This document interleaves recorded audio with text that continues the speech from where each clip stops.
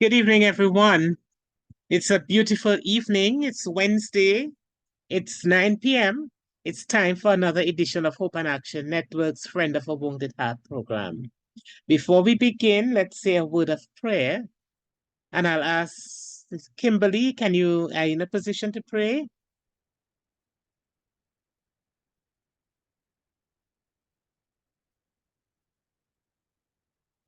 Okay, she may. Okay. All right. Thank you. Go ahead. Our loving Father, which art in heaven, hallowed be your holy and exalted name. We come tonight to discuss the matters at hand and to learn and to grow. We thank you for this privilege tonight. May tonight's meeting be a success. Thank you very much. Bless us all. In Jesus' name, amen. Amen. Thank you for praying for us, Sister Kimberly. Welcome, everybody. Welcome. There's some people who are faithful to Hope and Action Network's Friend of a Wounded Heart program. And we are so grateful to all of you for joining us week after week, for believing in us, and for sharing in what we do. And we want to encourage you to continue to share the link when you receive it. It's the same link every week, but it's another exciting program each week. We are heading up to 100, a little distance away from it, but we are going to get there. And we're going to get there with your support. We love you. We're family, and we'll continue to work together. Akeisha, good evening. Well, you're muted. You have to unmute so we can hear you. I realize. Hi, good evening, everyone. I hope everyone is doing well. I am doing fine. I can't complain. Except for the Wednesday stuff, right? Wednesday is a tough day. Really, really tough day for me. Yeah. It is. And it has gotten later. Oh. Because of the time of year, but the show must go on. Of course, it will go on. We have all these wonderful people joining us every week, and we have to be here for them. The show must go on. Yes. So I am here. We are all here. So let me just get right into why we are here on a Wednesday evening doing what we're doing. So for those of you who are here for the first time, if there is anyone or who would view a recording for the first time, I want to say welcome. And I want to just remind us why we are here. So this program, Hope and Action Network, Friend of a Wounded Heart, is brought to you by Hope and Action Network. At Hope and Action Network, we have a vision that reads a better society built on strong foundations through the empowerment of everyone. So all of our programs are planned with that vision in mind. We really do hope to empower our society in the most positive way that we can do by having these type of sessions. Some may be more pointed and directed to issues, and some may be a little more lighter, because we can't just speak about the negative and highlight all the negative things. So we do hope that as persons who join with us, that you do feel and are impacted positively by what we are doing here every Wednesday from 9 p.m. Now we are on session number 79. We are on our 79th session. Dr. Ward would have just said we are close to 100, and yes, we are counting down very rapidly. If you weren't here last week, we spoke about the topic home alone. I saw a video this week, dealing with exactly the same thing we were talking about in that topic, home alone, and it hurt my heart. It really did. So we need to be careful, especially persons who live alone. And not just persons who live alone, because the video that I saw wasn't people who live alone. So we just need to be careful. Indeed. On May 8th, we spoke about She's a Lady, which was in time and in line with Mother's Day. On May 1st, we spoke about violent messages in song, and we saw really focused on a particular set of music. However, we can identify violent music in many different songs. So if you missed that session, it was something very informative. So you can go back and look at it. On April 24th, we look at courtship codes, things that happened during when you were courting, things to look out for, which was a really nice and cool session. And on April 17th, we spoke about choose your men wisely. All right. So that was just some of the, well, 5 of the last topics we looked at. Of course, we have so many other topics. You can find them either on Facebook, just look for Hope and Action Network, or you can find our recordings as well on YouTube, again, looking for Hope and Action Network under Dr. Ward's YouTube channel. This evening, we are going to talk about Bonnie and Clyde. I pass you back over to Dr. Ward, who will elaborate and introduce our speaker for this evening. Yes, thank you, Akeisha. And thank you for that wonderful recap. You always do it so well and you remind us of why we're here. Our vision is a better society built on strong foundations through the empowerment of everyone. And we seek to empower people in different ways. But as we look at our society, I know we are all not satisfied at what is happening. Just look at Tobago. Just take a look at beautiful, peaceful, serene Tobago. And within a space of about 3 weeks or so, there have been 4 murders. We need to build a better society. We know the law enforcement is trying. We know the lawmakers are trying. But if each and every one of us would just put our shoulders to the wheel, we are going to make a dent. And we are going to continue to send out these positive messages so that people would eventually learn. In our small corner, we are doing what we can do.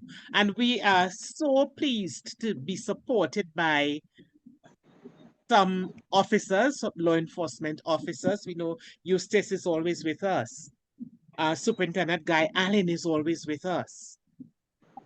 Inspector Stanley is always with us, and he was the one who dealt with violent messages in song and be careful and some of the other topics we've done so far. And he volunteers topics as well. And this week we are graced with the presence of yet another officer recommended by Superintendent Guy Allen as we deal with Bonnie and Clyde. I know some of you are quite young, born recently, and you might not have heard of Bonnie and Clyde. Well, let me tell you. Bonnie Elizabeth Parker, born 1910 and died in 1934. And her partner, Clyde Chestnut Champion Barrow, was born March 24th, 1909, died May 23rd, 1934. They were American bandits and serial murderers, and they traveled the central US with their gang during the Great Depression. And that was a time when people were thoroughly against banks and the economic system and so on. And this couple was known for their bank robberies and multiple murders, although they preferred to rob the smaller stores or rural funeral homes. Their exploits captured the attention of the American press and its readership during what was occasionally referred to as the Public Enemy era, that's 1931 to 1934. They were ambushed by police and shot to death in Louisiana. They are believed to have murdered at least 9 police officers and 4 civilians. And Bonnie and Clyde scoffed at the idea of dying. They thought that they were going to be living and living and living and living. And we know that in our society, we have some modern day Bonnies and some modern day Clydes. And we, as we have decided to send strong messages, we have decided to deal with the issue of Bonnie and Clyde. I know people made it into a movie and they did all kinds of things. You know, they sort of glorify these people. We cannot afford to glorify criminals. And therefore, this evening, we are going to be very direct. Our ASP is going to be very direct, and I now warmly welcome him and thank him for coming. ASP Christopher Arun, welcome to Hope and Action Network's Friend of a Wounded Heart program. And thank you for accepting to present to us this evening. I hope we didn't just lose him. Oh no, there he is. Hi. We have dealt with some soft topics, some beautiful ones, some love stories, but we have also dealt with some very hard ones, and we are not afraid to declare that we are taking a stand against crime. We Hi, are good taking a stand. Thank you. Hi, good evening, everyone. Good evening, sir. Yes, ma'am. Good day.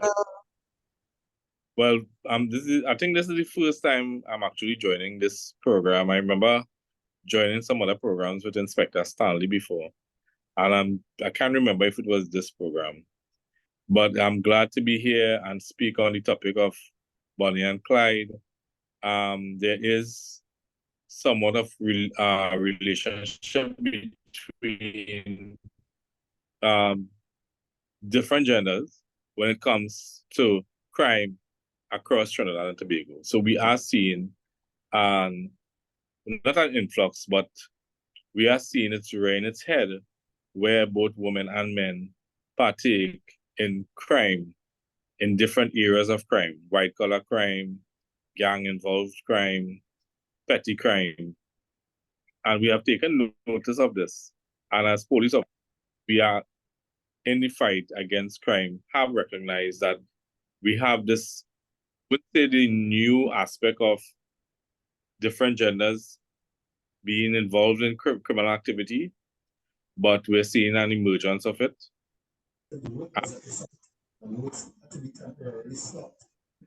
You all are hearing me? Yes, we are. I just had to mute someone. So let's remember to keep our mics muted, please. Yeah, so I'm glad to be here to talk on the topic. I don't know if anybody wants to raise any issues that they've recently recognized in the in communities in Trinidad and Tobago with persons involved in criminal activity. What we're seeing also is I wouldn't say the emergence, but we're seeing the trend from some time ago, and we're seeing it still happening today, where even in the gang involved type crime, you're seeing more women involved in crimes of trafficking, narcotics, human trafficking, and the sale of illegal weapons. So they're being utilized from a criminal perspective, from a gang perspective, and they are being utilized more in those forms of crime. I don't know what's the alluring factor except for monetary. So at the Special Victims Department where I work, we generally see somewhat of a 50-50%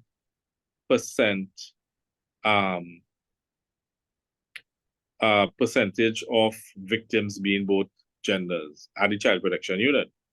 When it comes to the domestic violence reports, we see a large number of victims being females, and thus telling us the story that the perpetrators are mostly men. And this may not actually be a true reflection of who or which gender is actually perpetrating more forms of gender-based crimes against the other. Because as we all know, men typically don't report crimes. In fact, well, in terms of domestic violence, in fact, we've actually had some cases where men are coming forward now more than ever and making reports of domestic violence against women.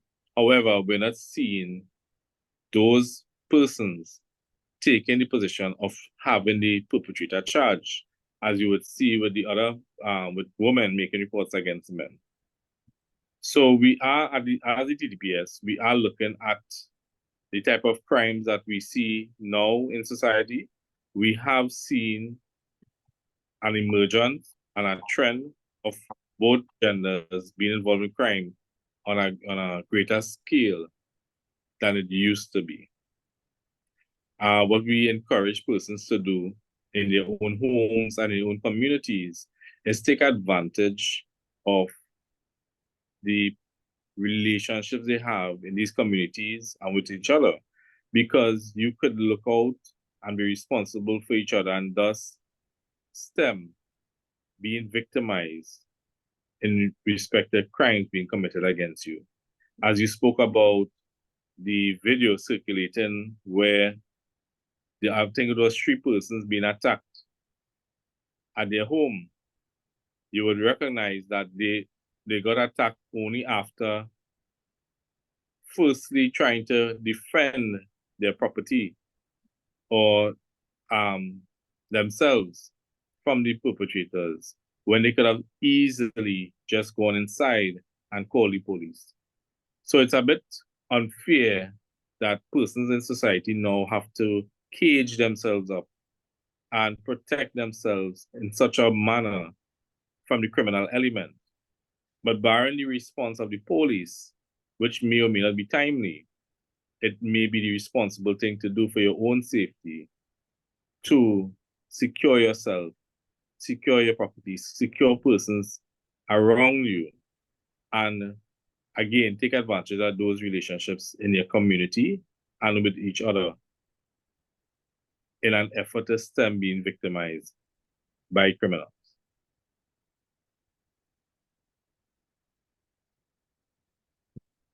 Inspector, we want to talk to the ones who may be leaning towards criminal activity, and even some of those who are already involved in criminal activity. What can we say to them, the Bonnies, the Clydes, those who have decided, look, it's hard for me to die, I'm going to take charge? What should we be saying to them? From my experience at the Special Victims Department, working along with children who are both victims and at times perpetrators, because we also deal with children who are what we call chins, children in need of care and supervision. And in relating to them in our daily activities with children, we recognize that it's a very short-lived experience in criminality. What we tend to do is have outreach programs geared towards children understanding that the life of criminality is one that is not going to take you anywhere. It's very short-lived. Some people might want to make a career out of it, but I'm yet to see any criminal, especially gang members, live beyond a particular age. And we try to, well, when I say we try, encourage children to stay away from such activities, because decisions they make now may have a long-term effect, and if not, a very short-lived effect on them. And we recognize that children are not, when I say children, sorry, but we recognize that young people may not have the same moral and values that we as adults would have been brought up in. That is based on Black society across the board, most adults. And in the absence of those morals and values, they seem to lack empathy and sympathy towards each other for their own selves. And again, we would want to discourage across the board all areas of getting involved in all areas of criminality, especially in the gang-involved type of crime, because of the nature of that crime being one that is short-lived.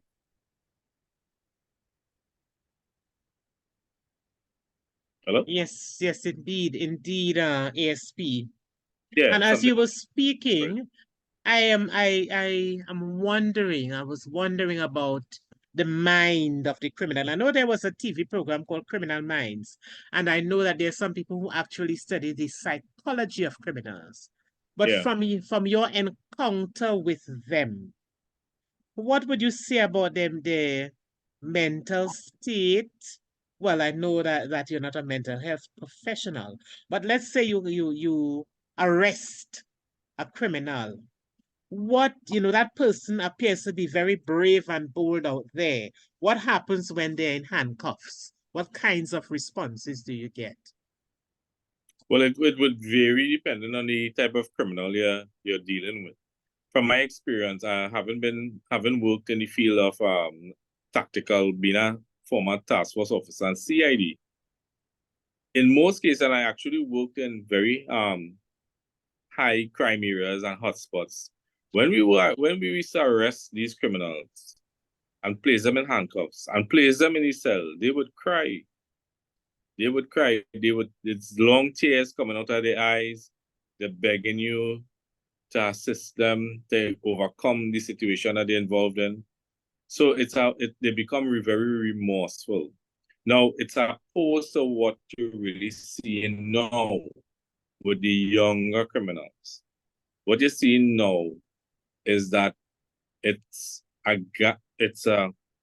wouldn't say a gang, it's a gangster type mentality.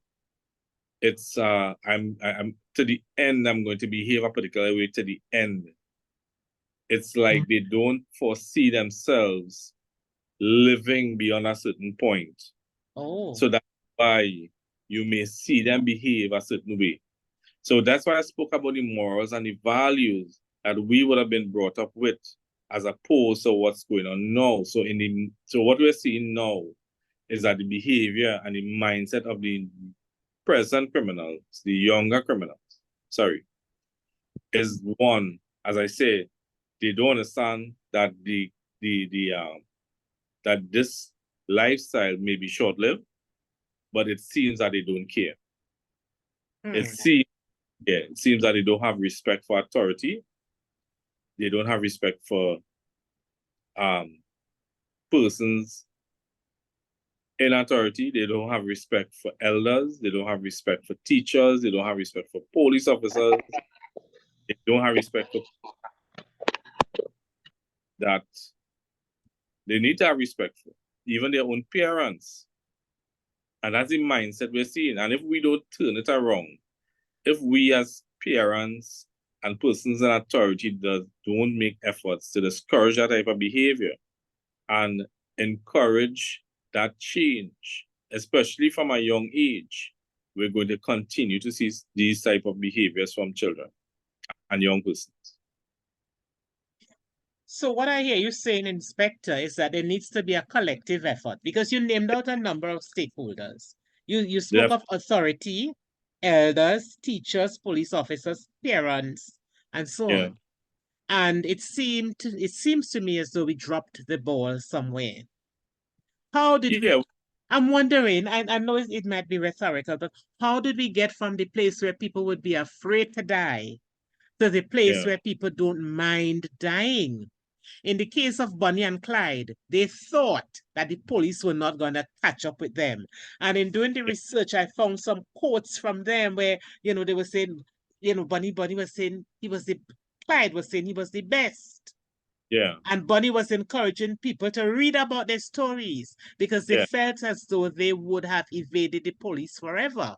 However, they were turned over. They were betrayed by their very own. And so the police were able to lay in wait for them, ambush them, and of course get rid of them because they were on a killing spree. They did not respect life. And you mentioned it earlier. There's a lack of empathy. There's a lack of sympathy. They've become unremorseful, and they don't value life. And next week's program, incidentally, is titled The Value of Life. Right. So what you would notice from just this statement you made, historically, there has always been Bonnie and Clyde figures. Historically. The difference is that you move from one or two individuals in a society to a greater number of persons now. So you've always had the Bonnie and Clyde. You've always had the persons who wanted the attention in a particular area.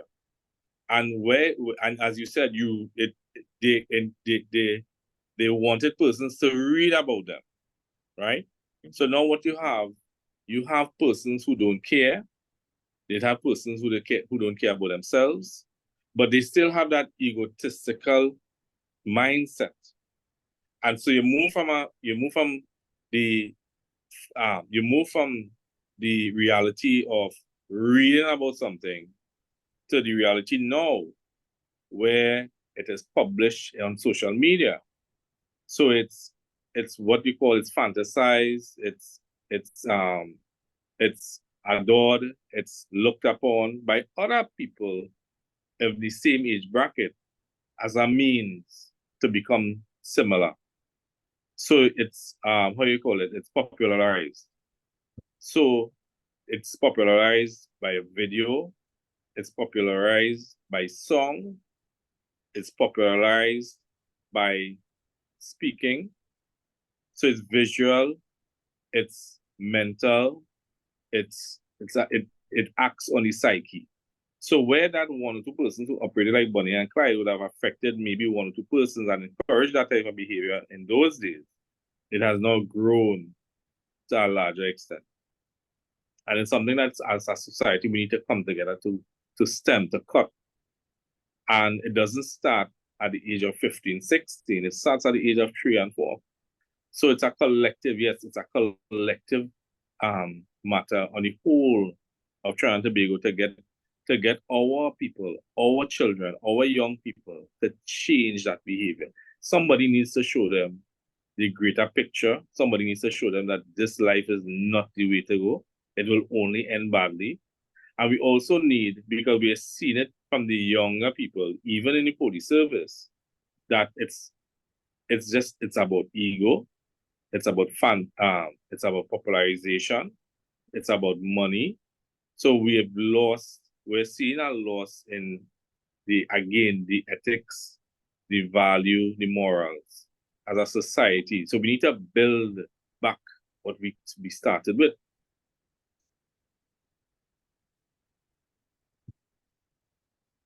I know that some of our participants would like to question you, ask you a few questions, or even make comments. We normally allow that.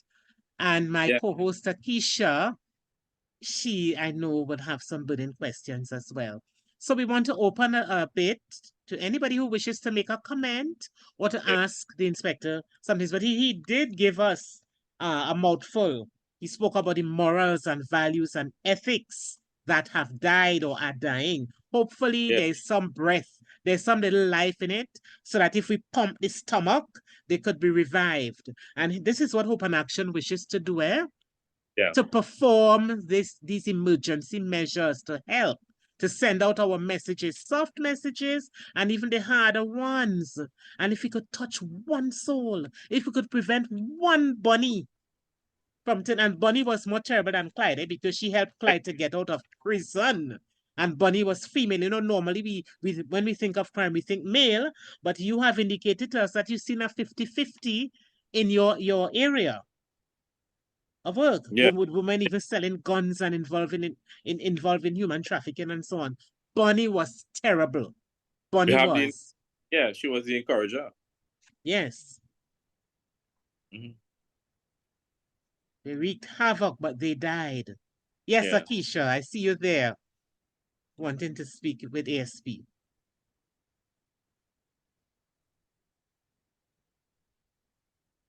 At this time, I do not have a comment, but I would open the floor to others who may have questions or comments. Good night. Hi, good evening. So I didn't quite catch the name, but I'm gonna ask the question at the start. So what do you see as the way forward? Where do you see us stemming the tide, turn otherwise calamitous situation around? Mr. Arun, is it, sir? Arun, yeah, correct. So it's as Aho said earlier, a collective effort. So it starts, I wouldn't say from the womb, but it starts with parents. It starts in the churches, it starts in the mosque, it starts in the temples. It starts from very young. It starts with the governments the NGOs, all areas of society, making that responsible effort to assist people who are vulnerable and less fortunate than us, and helping them to overcome the issues. It's about equity as opposed to equality. So it has to be done across the board. Because from where we sit, we see many different avenues, different areas that affect the psyche and and young people, especially as individuals, where they could have gone better. And we see where they took the wrong path. It's not just about the rehabilitation. So that's why I speak about the entire, it's a holistic and collective effort. So there are ways, so there are people now who are driven by the dollar. They are driven by materialistic things. And they're not satisfied as one would expect. If they get a plate of food, if they get shelter, if they get clothes, they want more. They want more for less. So it can't be done overnight. Inspector, some people believe that poverty drives crime. I always No, I wouldn't say differ. My parents had 8 children. Growing up in remote lands from in Tobago, Eustace's father was from there too. But what it taught us was you work hard, be satisfied with what you have. And the day my father saw me by somebody's mango tree picking up mangoes, I got a solid licking. The mango tree was at the side of the road, but it belonged to someone. And so when he came home, he dealt with me. So I understood what it was to respect people's property. Poverty had nothing to do. We had one pair of shoes. We went to school barefooted people. We went to school without shoes. We walked over a mile from home to school, rain, sun, shine, whatever. Our mother didn't seek to purchase any expensive school bag because they had a little shop and she got flour bags. And from the flour bags, she made our school bags. Yeah. So they taught us the values. They taught us the morals. They taught us to be contented. They taught us to work hard. So eventually, you will be able to purchase all the things you need. And if it's poverty, if you're hungry, then why are you going to go to Sandy Grande and steal a whole ATM machine? Why are you going to open it? Just to buy food? How much food are you going to buy from that? Why are you going to break into somebody's home and steal a car and all of that? It's not poverty. It is something else. Lack of respect for human beings and their property, disrespect for people of all ages. It is an unwillingness to work, a get rich quick kind of thing. And I believe that the people who will rob and get pull in a good sum of money, I don't believe they rest at that. I think they go on and on and on and on. We really need to send the message to society. This is not it. This is not where we should be. And there's still poor people out here who are not stealing. Yeah, of course. I mean, I grew up, I wouldn't say I grew up poor, but we grew up lacking, like everybody else in my days. We grew up lacking basic necessities, and it didn't encourage you to commit crimes. Now, I was fortunate to have grown up in East Trinidad, where everybody mixed up, and there was respect for each other. I actually, when I started to work in Port of Spain, and I went to Central, and I went to different areas to work as a police officer. I joined the service at a very young age. And I tell people, I say, I never heard racial slurs in my community. I was very fortunate to have grown up there. And we all grew up together. And we all appreciated and respected each other. And one of the things I noticed in my community at that time is that there were the people that I grew up with. I grew up with a number of persons. And after a very young age, the parents encouraged them in lying, in stealing.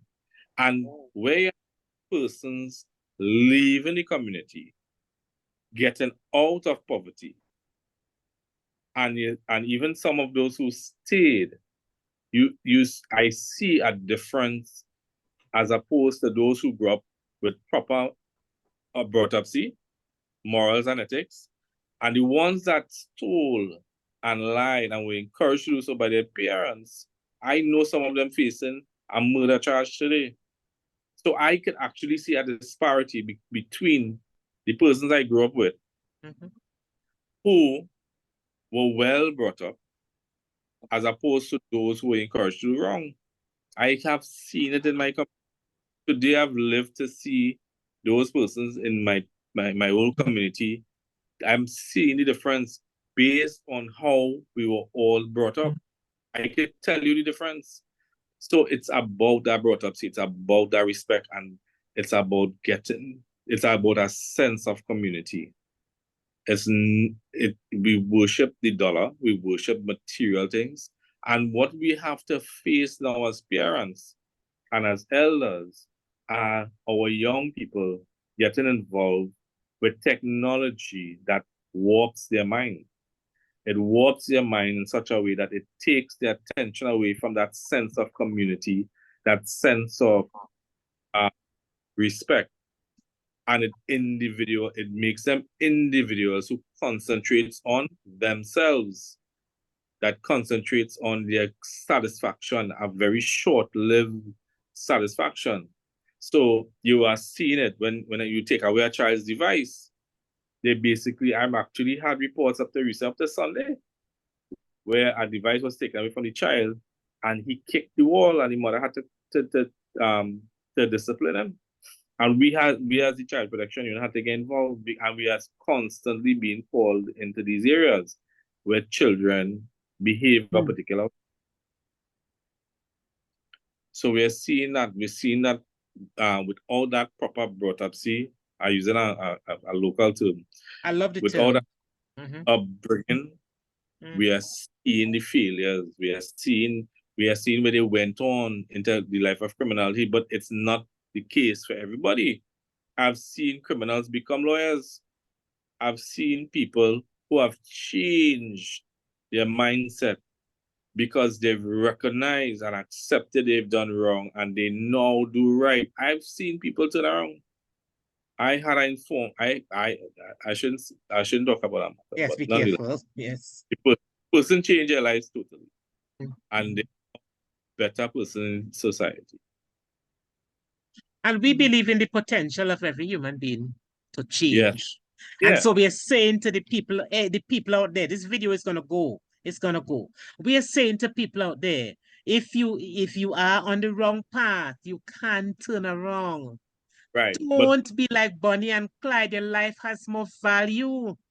Turn around. Stop. Assess where you are and make a change. Talk to somebody. If you feel compelled to steal or to pull a gun or whatever it is, talk to somebody who can help you. Sister Bob, yes. One comment I would like to make. You touch on poverty and it was just scurried on over really quick. Now, if you're bringing into play the ransomy dynamic, you might say where money is concerned, you were poor, but you are rich in many other ways. And that's because we have a narrow construment on what is poverty. Poverty is not necessarily about money. If you look at how the economists measure value, it is more scaling than that. And when you look at the ransomy dynamic, you were rich, right? So that is one concept. The next concept, right? I beg to differ on the point that poverty has no play on crime. If we look at where crime is most pervasive, 100, 200 years ago, that area or those areas were quite rightly not shantytown, refugee camps.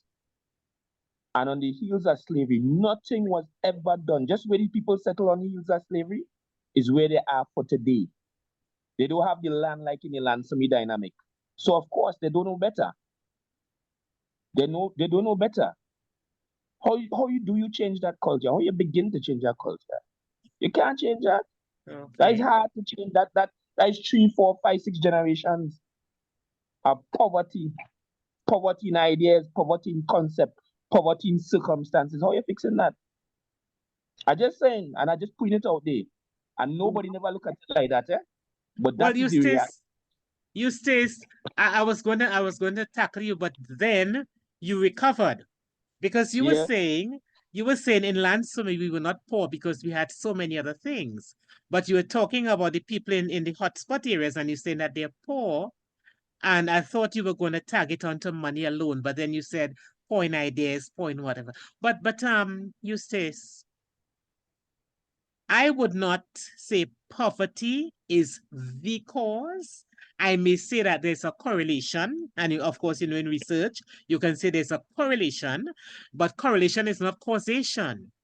Because if you recognize your circumstances, certainly there's a way to get out of it. If you buy a case of water for $24, by the time that case is finished, you have $120 and you could go and buy another case or several cases. So there is this get quick rich syndrome. And when they get rich, when they get money, they don't put it in. I mean, of course, it's ill-gotten gain, but look at what they do with it. You hang a heavy chain around your neck that could almost break your neck. You buy an expensive pair of sneakers. It's a glam.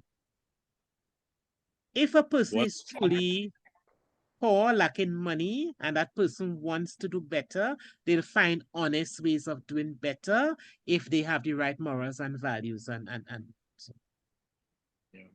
Agreed. There's a correlation, but it's not the cause of it either. What about the people who are already rich, who get into crime as well? It's not money, not about money. It's more to do with morals and values, the way you were brought up. I listened carefully as Inspector said, the ones whose parents taught them to lie and to cheat and to steal and get things by any means necessary. They are the ones who are going to get into trouble. My children are always laughing at me because quite recently they sent a video with a parent whose child came home with something, and the parent said, "Go and carry it back where you got it." And they said, look, mommy there. If even it was a pencil, it's not your pencil. It is not yours. Correct. Yes, and these are the little things we have to teach our children. But if we teach them from early, oh, you get a pencil, wow, it's pretty, and you encourage them, tomorrow they're going to bring more pencils. And then by the time they're 15, they're going to bring somebody's money, somebody's wallet. But I will say this, right? I will say this. You made the point about ethics and so on, right? Well, I will go a step further and say, what is the culture? What is the culture? What really binds people with that mindset is culture. That is what all of that is streamed along with ethics and morals and all of this kind of thing.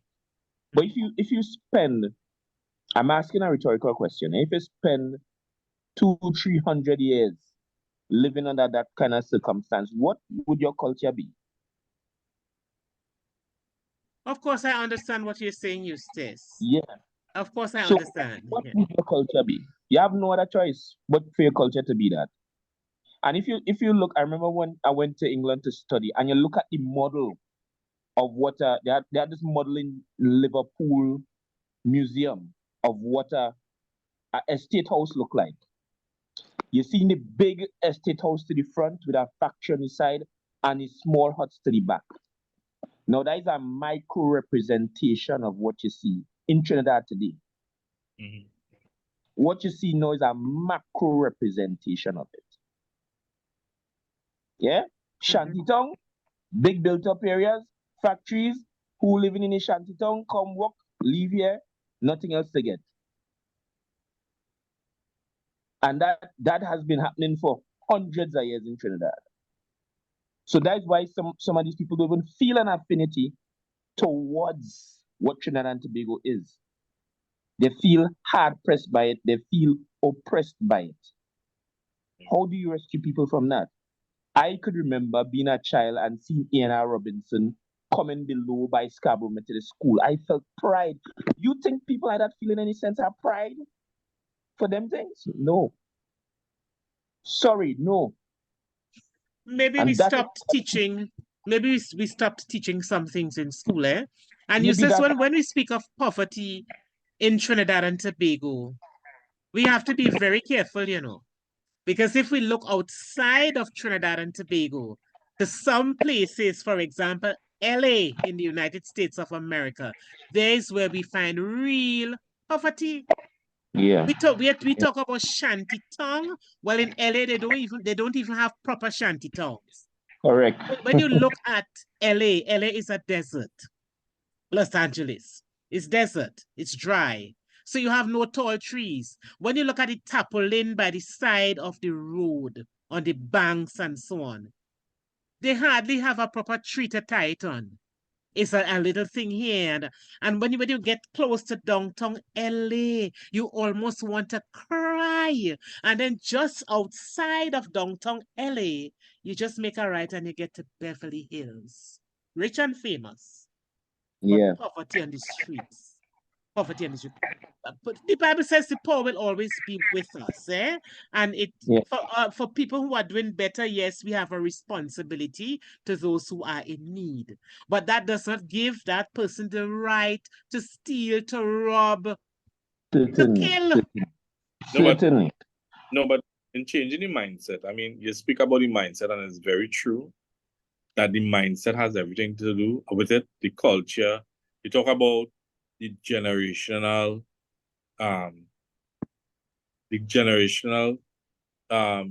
reoccurrence of poverty, but it could be, I wouldn't say it could be broken, but to me, it can be changed when our people, our leaders, the persons who are tasked with the responsibility to assist those less fortunate, treat them with respect and dignity. I, as a police officer, should treat the persons who are very poor and the persons who are very rich the same. Same way. Our leaders must establish how, by saying it, words have power. Words have power. And when we as leaders come out and say, listen, those persons in that community, we want to reach out to you and help you come out of that community. That's how you saw Mr. Robinson in your community, and you felt that sense of pride. But if we do not care about people, if our leaders don't show us that they care about us, the mindset will never change. It starts with the mindset. It starts with the mindset. You're very correct. You're very correct. It is a mindset. It is a generational issue, but somebody has to break that generational barrier. None of my forefathers that I know had any money. If you understand, I grew up in a one-bedroom board house in the bush. If you understand, for about the first 14 years of my life. And we had to depend on very little. And I knew that once I got an education, I would get out of it. And that was my goal. My mother pushed that in my head. And as I said, we as leaders who are in a position of leadership now, as police officers, as nurses, as doctors, as teachers, we have to treat the less fortunate and those who come from a very poor background or what, the same as we would treat anybody. And once we start doing that, it would help change the mindset. Mm-hmm. Yes. We Mr. had a Ajun, few hands. Mr. Ajun, oh, sorry, I would wait after the hands. Sure. Wendy Ann, there was somebody else's hand as well. If you still want to make your comment, and then we'll move across to Kimberly. Sharon Winchester. Sharon, yes. So good night to everyone. Hi, good For evening. me, Hi, Wendy. hi, crime is everybody's business. We all need to get involved. And when I say we all the professionals need to come together. We work in silos too often. At the end of the day, we are trying to deal with a situation, to treat with a situation. How do we do it? It can't be a hands-off approach or a talk shop as we normally do. We all have to use more action than words. And it could start right within your home. You recognize in your own home that something is going wrong. What would you do?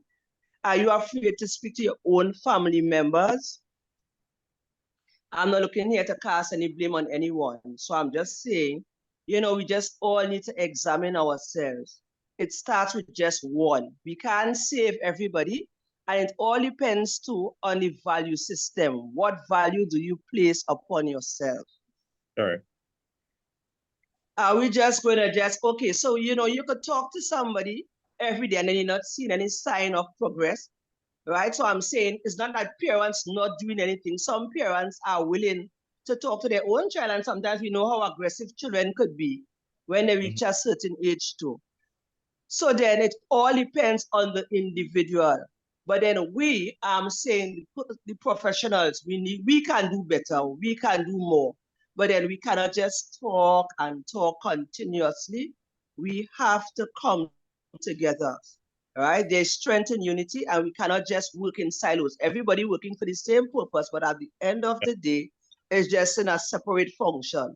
So then, you know, whenever there's a corroboration, most times it's more like in a workshop rather than, you know, we actually agree, because crime now is very aggressive, you know, and it's all over. In every street, every corner. So then you see, no longer can we just talk and talk and talk. I mean, for how long? Or how much longer? Yeah, how long are we going to go on like this? That's right. So we can do something about it if we all come together. Correct. That's just my 2 cents. No, you're right. Good night to everyone so far. Akisha? Wendy, I agree with you. I really agree with you. I know you did your best. I'm not sure if you're there still, but I know you did your best where you were. And you know, sometimes when you go to the functions, symposium and whatever else, they use big words, a multi-sectorial approach. Everybody needs to put their hand in and help and work to solve the problem. There are 28 of us here logged on. And then when this goes on YouTube, many, many more will look at it. If each one of us makes an effort, we're going to help. We're going to make a dent. What about the neighbors' children? Do we just peep through the window and see them misbehaving and say, but our neighbor, she ain't training her children?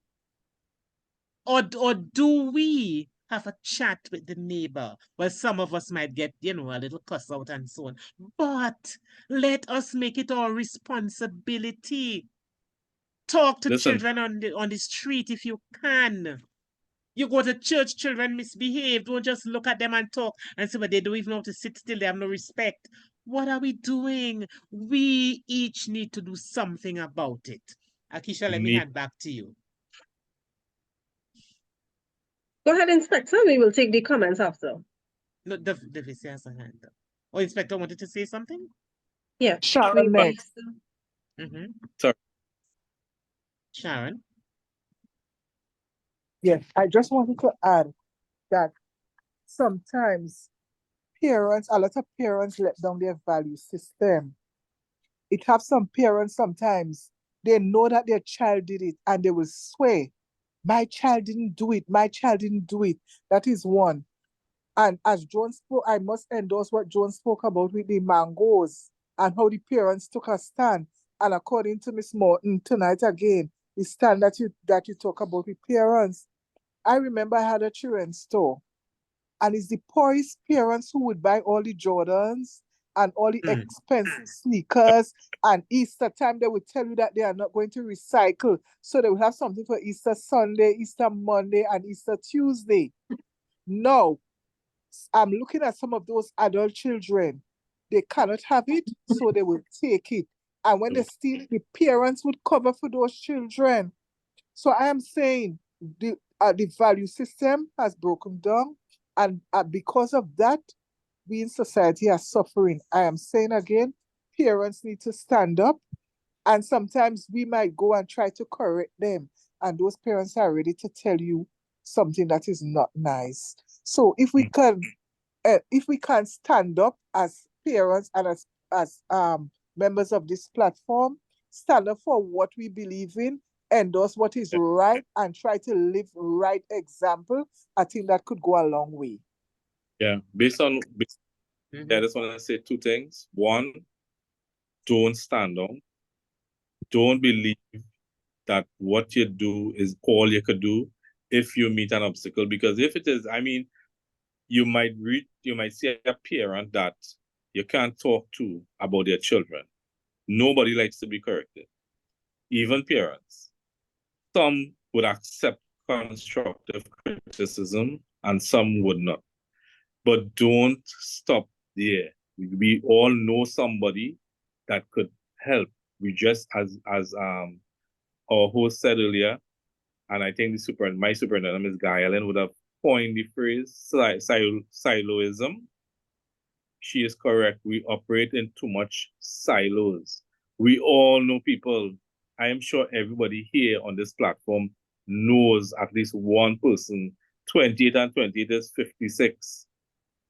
We know 56 people together that can make a difference. I refuse to accept defeat. I refuse to accept that we cannot do something and that it has to continue. I believe that we all know somebody who can make a change in the community, in some area. I know when people get ticket, well, here and if they never know a police before, they know a police now because they refuse to accept. Yeah.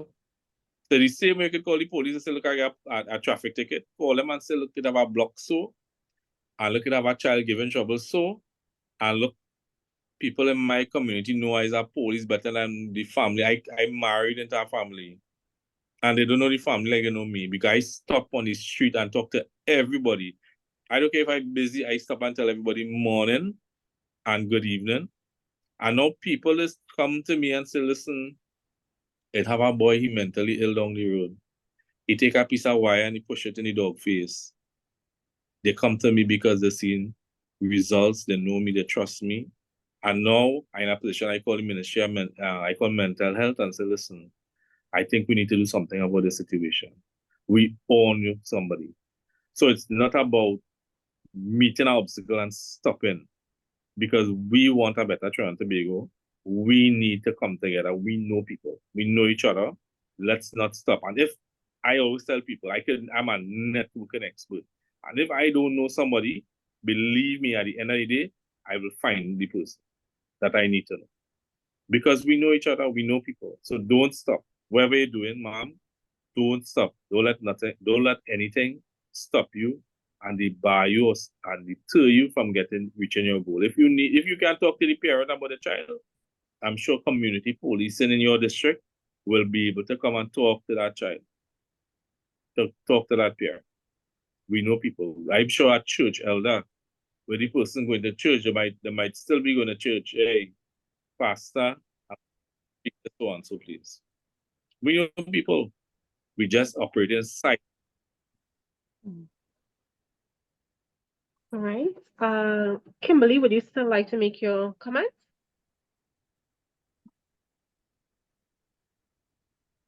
Yes, I would. All right. The consensus I get is people now, especially in our island, our twin island, we're waiting for crime to deal with it. I say that because I was able to talk to someone who had a criminal background, right? And I found that out based on the same way how you, Mr. Arjun, would communicate with your environment or you speak to people. And the long and short of it is that they murdered that person on Saturday. And I remember in our conversations, the little conversations that we had, this individual indicating, I want to change my life, you know.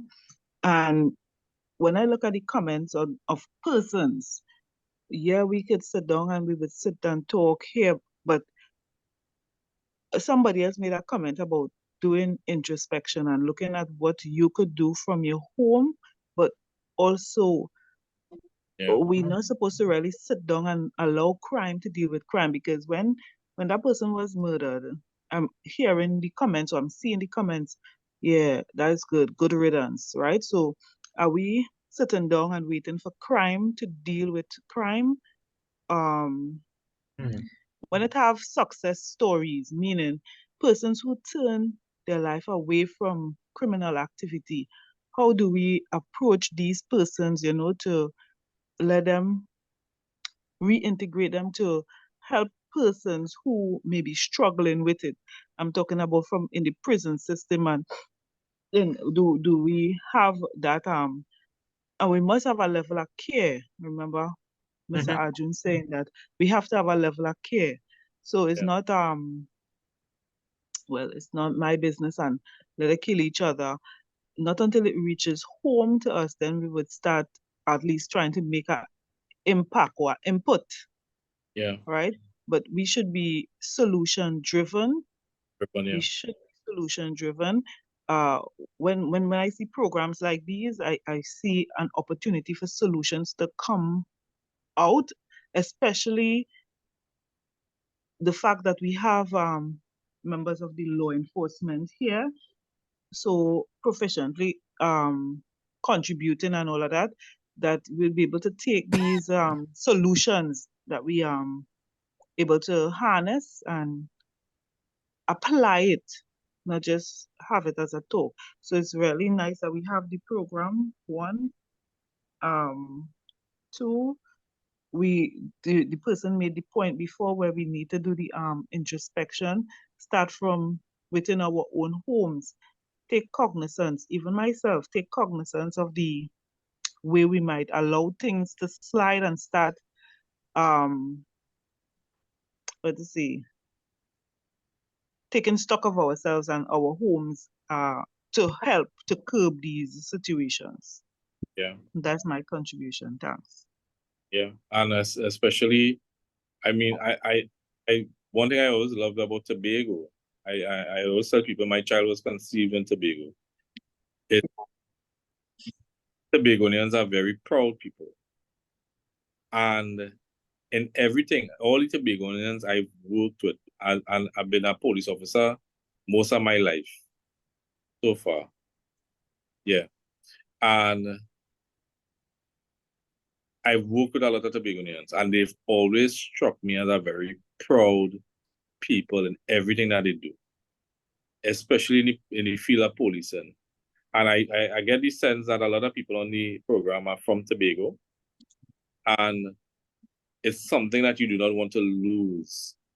And yes, you talk about the introspect and taking stock. As silent activist is just as powerful as a vocal actor. Okay. In your own area, you can make a difference. You can make a change, especially in a positive light. And when people have moved on, like you say, somebody has changed your life, the area of judgment should end there. So we as a people should no longer judge them on their past if they've changed that position. That's right. That's right. Last year we had Joshua Hercules. He now has this NGO called Reach Them Before We Lose Them.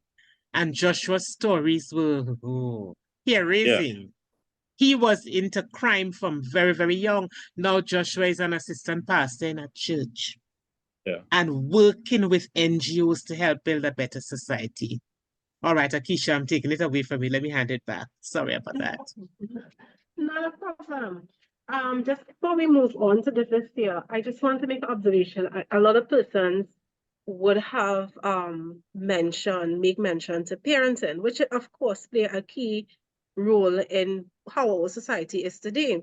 But we also have to take into consideration that there are a lot of clueless parents. There aren't no There are no real requirements to become a parent. You just, for some persons, it just happen. And so sometimes you have children that really don't have the guidance because the parents don't know how to give the guidance. I'm not just talking about young people making children.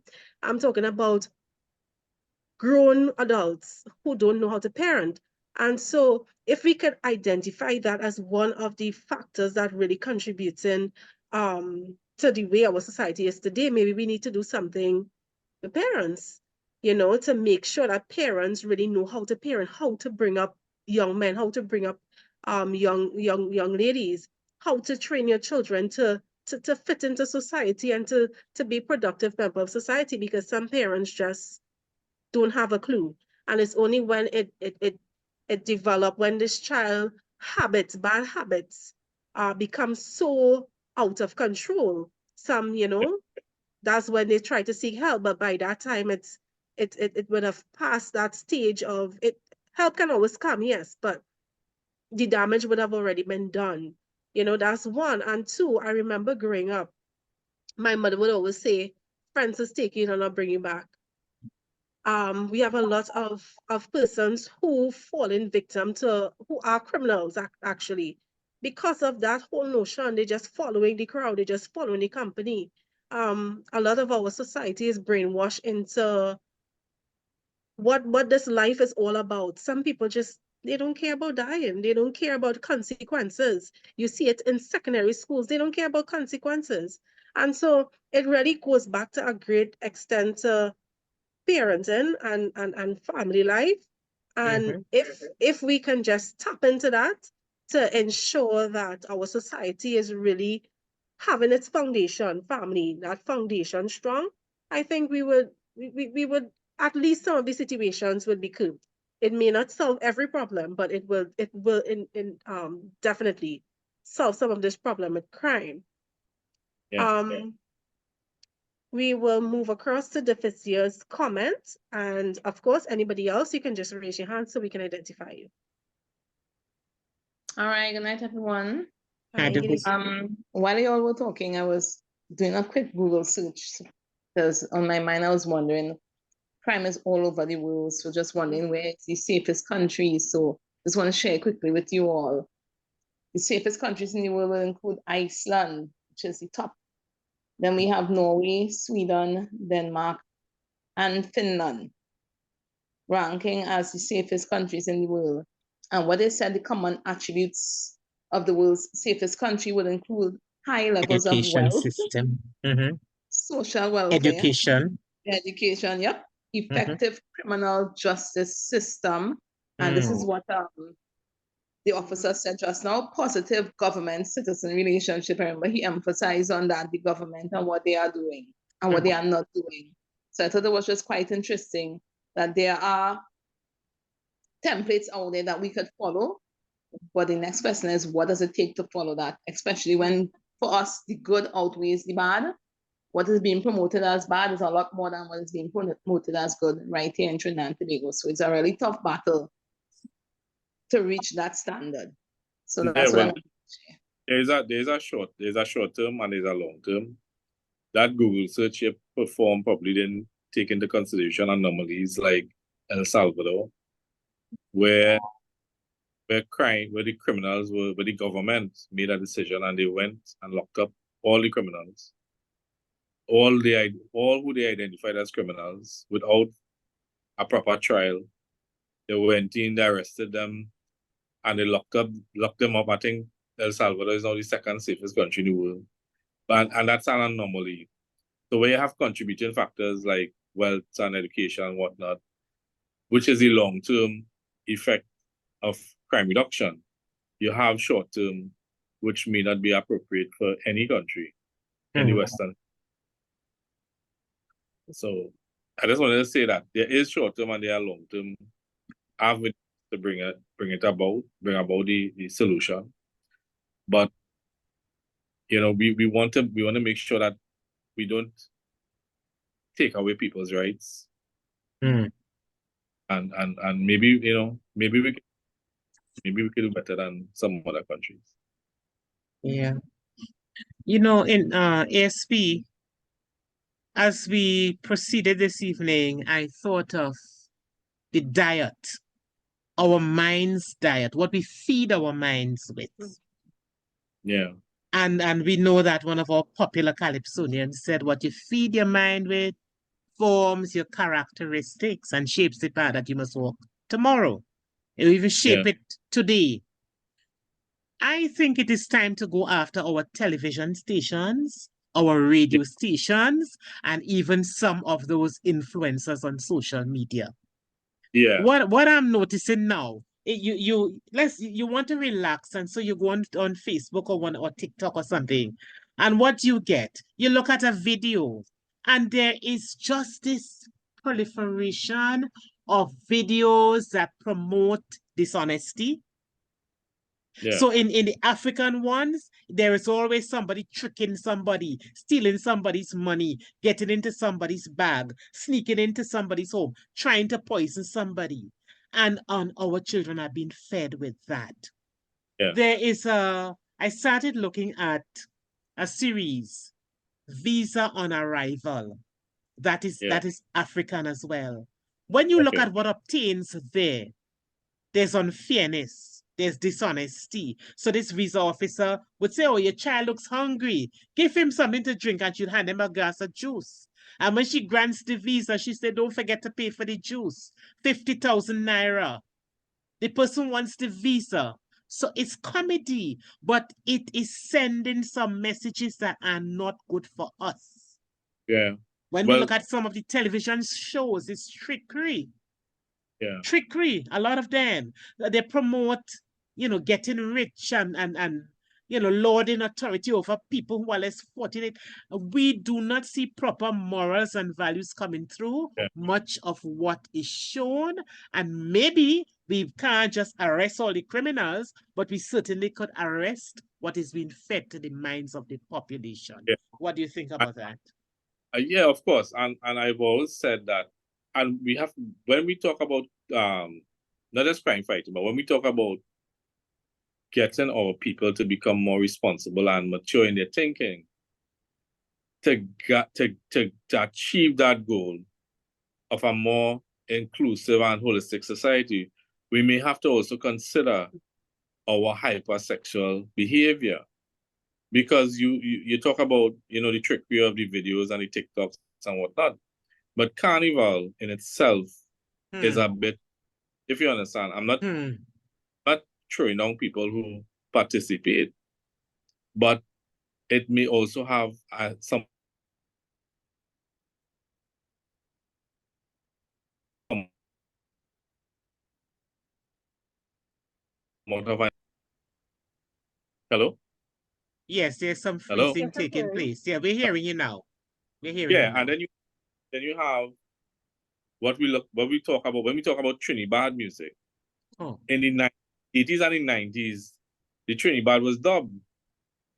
And, it came with a caution. I remember people saying, this dub thing from Jamaica, I think it was dub, I can't remember. And, that it would affect our young people, it would encourage crime. And now the Trinidad music has actually done that. Now dub is a thing of the past, and we did not see the kind of crime we thought that would have come out from that type of music. Now we see in the Trinidad music causing that somewhat of a gangster mentality amongst our young people. So when we talk about the TikTok and the videos and the trickery and whatnot, we have to talk beyond that. We have to talk about holistically everything that affects our youth, our citizens. We have to talk about everything and the impact it has on, again, the morals and values. Because it does, I mean, I don't want to get religious, but they say that the devil was a musician or whatnot. He used music to get to people and to cause people to behave a particular way. And I don't know if it's true or not. I wasn't there in the beginning, but at the end of the day, we are seeing the effects of social media and wrong social media. So if we are talking about crime fighting and we're talking about our community and our country on a whole, we have to also talk about other aspects of social media and media in how it affects all our citizens. That's right. Yeah. That's right.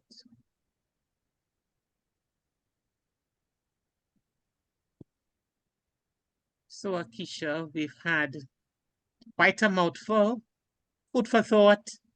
And I want to say, I'm going to repeat it, young people. When this video reaches your ear, sit down and digest it. Think about it. We do not want you to end up as Bonnie and Clyde. 3 years or 4 years of crime, and then they were dead. Yeah. They were dead. But it's not only death I want you to fear. I want you to have respect for people's life, respect for property. I want you to lift your morals and your values above where it is. And I'm sure that you are not comfortable as you are living a life of crime. You're going to be jumpy. You will not be comfortable. You can't relax. It's not good for you, and it's not good for anybody. So put down the guns, put down the drugs, walk away, get out of the gangs, talk to somebody, go to an officer, call somebody, you know people. Talk to somebody who can help you. You can live a better life. Akisha. Yes, very true. And as we come to an end tonight's program, I want to thank Inspector Arun for joining with us this evening, for giving us such a very impactful session. I would like to invite you to just give us some closing remarks. I know you have said a lot, but I liked for us, somebody to just go through and just listen to the last 2 minutes, something that, based on this whole topic, Bonnie and Clyde, or men and women who are involved in crime at this time, a message for persons like that, or persons who are intended to do something that's along that line, a message to those persons. Okay, and Akisha, while Inspector is putting it together, as long as Superintendent is here, we normally ask for her input if she's willing. Yes. So yeah, let's give her that. I think by now she's aware. Family. Yes. I think so. Excellent program. Good night, everyone. Excellent presentation to my colleague, ASP Arun. Thank you for coming on. Thanks, ma'am. And everything was well said. Well said. What I look at too is that these criminals or these wrongdoers, they have families. And something that we don't like to do in Trinidad and Tobago, and it's probably all over the world, is that we don't like to call out bad behavior. We don't like to call it out at all. But in order for us to fix the problem, according to Ms. Morton and all our colleagues as well, we need to call it out. We need to be serious. Family members, even from when we were small, when we came home with a pencil or a pen, our parents used to check our bags every evening. And if you only have something in that bag that didn't belong to you, crap or smoke your pipe. So one of the things when you're coming home as a child on an evening, you ensuring that you don't have anything in your bag that does not belong to you. So you're teaching that child from a very tender age, you do not steal, don't let other people things burn your eye. And these are simple teachings that we have to continue or start back to instill in our youths. Parents are not parenting intentionally, and it's because maybe we live in a busy society. But we have to be intentional in our parenting. Even if you're a working mother or a working father, you set aside, even if it's an hour when you go home, a half an hour, and you spend that time with your children. Whether it's on a weekend, you set aside some little time just to instill some values and to listen to your children. Parents, Children are growing up and parents don't even know how the children grow up. Other people are bringing up your children, teachers, the social worker in school. Yes, it takes a village to raise a child, but you as a parent, you have your part to play. And I'm calling on all parents to start to be intentional in your parenting. Spend time with your children, speak with your children, listen to your children. Children have a voice, and we have to stop telling children, shut up. When children start to speak, listen to them. They may be telling you something that is going wrong. Don't let them have to go and speak to the gang leader. Parent intentionally. That's all I have to say at this time. Very true. All right, Inspector. Yeah, well, after my superintendent has spoke, it is very it be more impactful than what she said. I support totally what she has said. If I have to say anything, it's very little.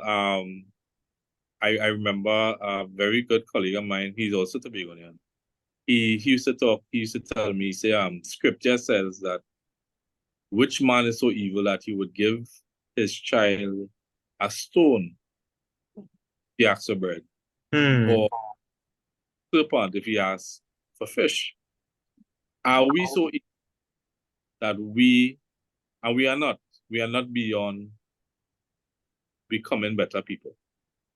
So what we have to ask ourselves as parents, are we so evil? Are we going to leave a worse country? Are we going to make it worse for them? Any position you have in crime, any position you hold in society, are you responsibly going to leave the situation we are in now for those children that you are minding, that you are bringing up? So that is the little I could say after the superintendent has spoken so eloquently, so properly impactful. So I just want to leave that with everyone. And I hope that you all have, again, the movement I see here tonight can become a greater movement, because we all know somebody who could assist and network, whether it be silently, whether it be vocally, take the opportunity to do something impactful and make a change. Yes, and I'm sure we can do that. Superintendent, Inspector, we are so grateful and thankful for your presence here tonight, for the knowledge that you would have left us with. Coming from persons like yourselves, I know it's even more impactful. And so we are so thankful for all of the persons that would have contributed to tonight's program via your comments, and even the ones who would have commented via the chat. I know we didn't get to go through much of it. However, we saw your messages and we are so grateful. We do hope that persons who would eventually see this program would find something that that they can go through, that they can really help change, really help them to shape who they want to become or who they should become in terms of helping our society to be a better one. We already have enough negativity in our society. There is no need for us to highlight anymore. And so this program and programs as these really help us to shape our society in a positive manner. And I do hope that it impacts persons in that way. Now, some points to note as we come to a close. We want to remind you that crime don't pay. It never pays. You can turn around now. You can turn around at any point. It's never too late. We would have seen stories of persons who would have done great, heinous things and still turn around. You are fearfully and wonderfully made, no matter what you would have done. And always remember, Jesus is the friend of a wounded heart, so reach out to that friend of a wounded heart. Remember, this program is on every Wednesday night from 9 p.m. We are on via the very same login credentials you used to log in tonight, so you can join us next Wednesday. Next Wednesday, we are going to talk about the value of life. Very timely, and it fits in very well to what we would have, what this few weeks would have led us to. So the value of life, that will be our 80th session. So we look forward to seeing you at that session. And remember to invite someone when you come. As we close this evening, let's pray. Heavenly Father, we want to thank you for this session. We want to thank you for our speaker. We want to thank you for what he is doing in the police service, the way he is impacting lives, not just in his community, but in our country at large. We want to thank you for superintendent as well, for allowing her to just be a part of this that we are trying to accomplish, and for always recommending, and just bless the ministry, bless the work that they are doing, dear Lord, because we know our society has so much ill in it already. And when we have positive minds and positive persons who are trying to make a change and a difference, we really want to be thankful and grateful for said persons. Lord, I ask that you be with each one of us. I pray that this program meets someone who would need this type of information, so that they too can find change in their ways, dear Lord Jesus. Help us to work together to really build a society that is safer and better for the generations to come, and even ourselves, dear Lord. Bless and keep us. Help us to have safety as we go to sleep tonight, is my prayer in Jesus' name. Amen. Have a blessed evening, everyone. Yes, have a blessed evening, everyone. Thank you, everybody. Thank you, SP. Thank you, Superintendent, and all the law enforcement officers who join us week after week. We're so grateful. And to you, our other regular members, we'll be nothing without you. Thanks for coming. I know Akisha thanked you already, but I have to put in my little